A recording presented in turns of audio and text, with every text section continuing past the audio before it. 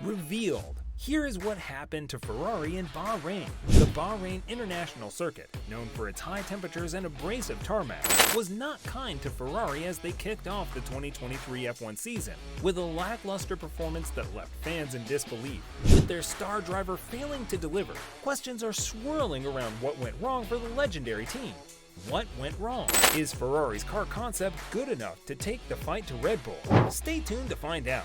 4 years ago in Bahrain, Leclerc infamously hit the radio button to report something strange with the engine while leading in his second race with Ferrari. A fuel injection system issue left the monegasque a cylinder short, which tore away his hopes of a maiden victory. In 2023, Leclerc was on for a third-place finish in a race that had become progressively lonelier once he had lost second to Perez. As he approached turn 13 on the 40th lap, Leclerc suddenly lost drive. This time, there was no evidence of a lingering problem that became progressively worse. The lights went out and nobody was home. It allowed a hard-charging Fernando Alonso to swoop his Aston Martin past Carlos Sainz late on and secure the final podium finish, leaving the crowd breathless with excitement. As discussions are already underway about Mercedes changing its car philosophy to get back to the front of F1, the debate about whether Ferrari needs to consider the same thing is gaining momentum. While Ferrari has pursued an in-wash aero philosophy, the success of Red Bull's downwash solution, which has been imitated by Aston Martin with great results, is hard to ignore. When asked if Ferrari still had belief its concept could beat Red Bull, team principal Fred Vasseur said, "I'm completely convinced about this. I never saw a car to match the pace of another one in quali and not be able to race. So then it's a matter of setup and some choices on the car. It's not a matter of concept at all. So we don't have to go in this direction." Vasseur thinks that Ferrari only needs to improve small details to get itself into a position to put Red Bull under pressure.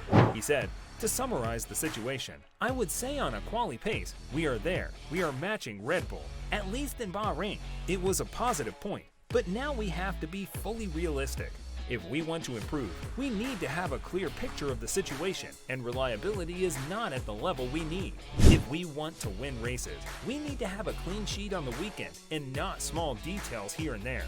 While Red Bull's dominance in Bahrain has promoted suggestions that the championship battle is all but over, Vasseur insists nothing is lost yet. He says, "It's never a good start with a DNF, and I would have preferred to finish for sure, but I want to stay consistent in my position.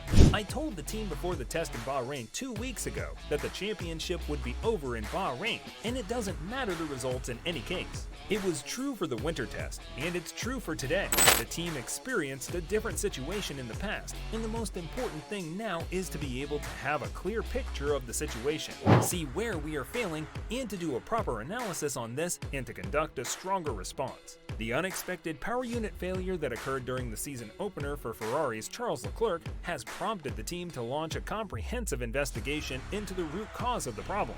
Team boss Vasseur expressed his surprise at the sudden and unexpected nature of the problem, stating that there had been no indication of an issue during the rigorous winter dyno running or pre-season testing.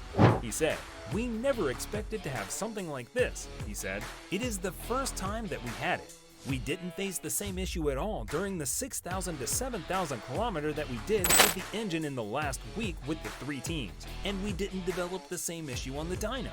Leclerc's DNF was caused by an energy store, ES, and control unit failure.